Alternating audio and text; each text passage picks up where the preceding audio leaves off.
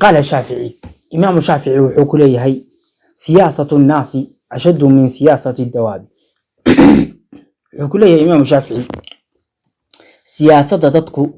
waxay ka daran tahay siyaasadda xayawaanka. Siyaasadda dadku waxay ka daran tahay siyaasadda xayawaanka ayay ka daran tahay ku leeyahay. Marka wuxuu ku leeyahay macnaha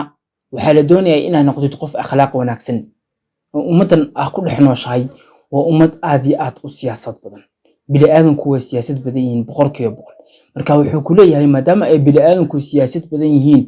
inaad akhlaaqdaada wanaajisid oo aad makaranaysaa iska samirtid oo aad magaranaysaa iska dhabar adeegtid waxa weeye waa shay adiga qaali ku ah insha Allah ta'ala aad ka faa'iideyso noloshaadana aad si wacan u bedelayso weeye. macnaha wuxuu ku leeyahay siyaasatu naas siyaasadda dadku way ka badan tahay ama way ka daran tahay siyaasadda xayawaanka. sababtoo ah xayawaanku isagu wuxuu doonayaa inuu bariiskaaga cuno bis.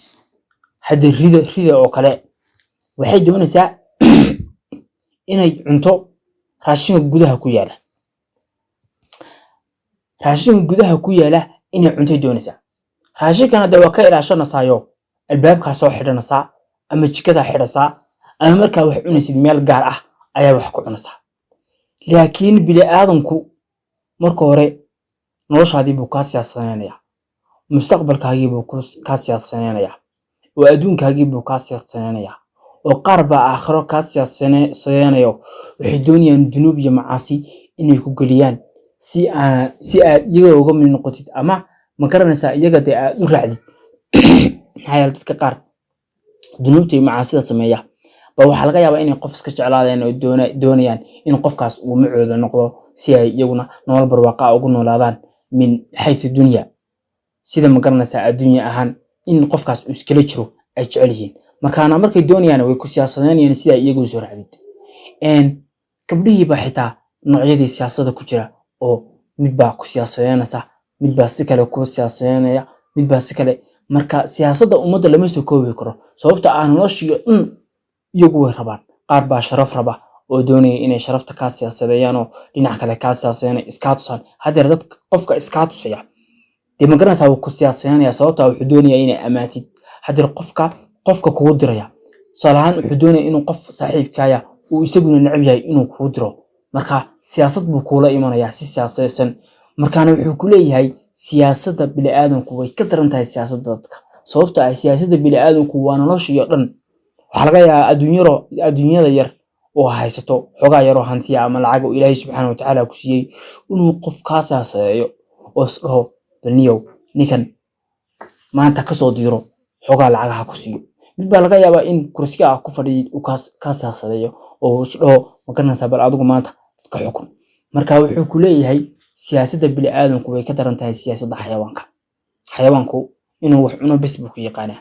ama libaxa iyo magaranaysa bahalada waaweyn ee dad cunka iyagu wuxuu doonaya in adiga ku cunaan hadii aad guri iska dhisatid qol inta dhisid aad gashid de waxba kama qaadayaan qolkaas hoos iska soo xiraysa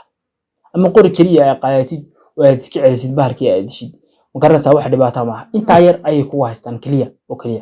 laakiin magaranaysa bini'aadanku isagu waxa laga yaabaa waxyaalo aad u farbadan إنه كوا قبصه الشافعي يقول لي هاي الانقباض عن الناس مكسبتهم للعداوة تدك إنها كاتد أما إنها تدك كحليناتد وعادتك أنا سعود حقلين وآل مقرنا صح كليجي سعودي كليجي عني كليجي سماية كليجي تشرد كليجي تجا كليجي هذه أنا قلت وحيكون كانتها عداوة والانبساط إليهم مجلبة القرباء السوء هذه أد ودول عديسيد وأن مكرنسها وفرحديد وهلا شيء كيسيد وأد وحك استبها إسكتراديد وأد يجي مكرنسها أعلن وحك استبدي إسكاق بشد وحي سوتشيدتا القرآن السوء أصحاب تحن أي سوتشيدتا فكن بين منقبض ونبس وحان نقطها مد ودحيا قف أبك يقف جلسن مد ودحيا نقو مركا واسلاس هدي مكرنا سوي حكولي إمام الشافعي هدي أديت keligii socdo noqotid waxa weeye dadku waxa laga yaabaa kuwo fara badan inay ku raayeystaan oo cadow ka dhigtaan qof adagoo dadkoo dhan ka soo horjeestay qalifsan oo nabiga sallallahu alayhi wasallam dhaqanka uu diiday walaw kunta faddan qaliidan lam faddu min hawlik oo ilaahay subhanahu wa ta'ala wuxuu yiri haddii aad ahaan lahayd mid adag oo ma garanaysaa oo aanan jilicsanayn oo aan ma garanaysaa raxmad iyo naxariista agtiisa ool waxa weeye dhammaantood way ka carari lahaayeen marka wuxuu ku leeyahay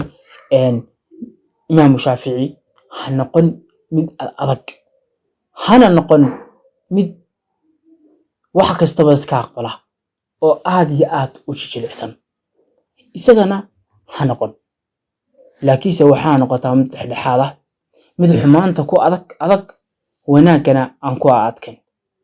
taasoo kale waxaa soo gelaysa kooxda qaar dadka qaar baa soo gelaya oo maxay yihiin dadka qaar waxay yihiin xumaantana way u jilicsan yihiin wanaagana way ku adag yihiin dad baa arkaysa marka xaq xun ay dhicinayaan ay doonayaan xaq xaraanta inay soo dhacsadaan waxa xaraanta inay helaan waxa arkaysa siyaasad kastaba iyo ficil kastaba way isu keenayaan marka wax sharciya oo wanaagana la weydiiyana waxay iska dhigayaan dad hamaansan oo aanan waxba kala ogeyn qofka ciyaalnimadiisa waxa laga yaabaa inuu taas soo maray waxa yeelay marka ciyaalka tahay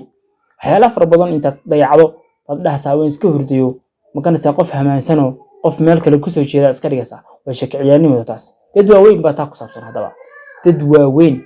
ayaa waxay sameynayaan hadii shay ilaahay subhanahu wa ta'ala ku waajib yeelay ama shay umada ku saabsan marka la weydiiyo ayay waxay iska dhigayaan qof aan waxba ogeynba waxa adduunyada ay jecel yihiin markay ka sheekeynayaan ama ka hadlayaan waxaas dhaxasa kuwan awoodooda cidi kale ma abuurin wax kasta awood leh intay sugayaan bidooniyaan wixii inay gaadhaan markaan qofka waxa la doonayaa in uu noqdo qof wanaagsan waxa la doonayaa wixii xaq ah in uu nashaad iyo firfircoonaadi iyo awood iyo ma garanaysaa dadaal uu hayo waxaan xaq ahayna in isaga guro oo isaga tago maxaa yeelay noloshu waa jaanisyo waxa laga yaabaa saddexdii sano inaa hal mar bil kamid ah inaa xumaantii ku dadaasho hesho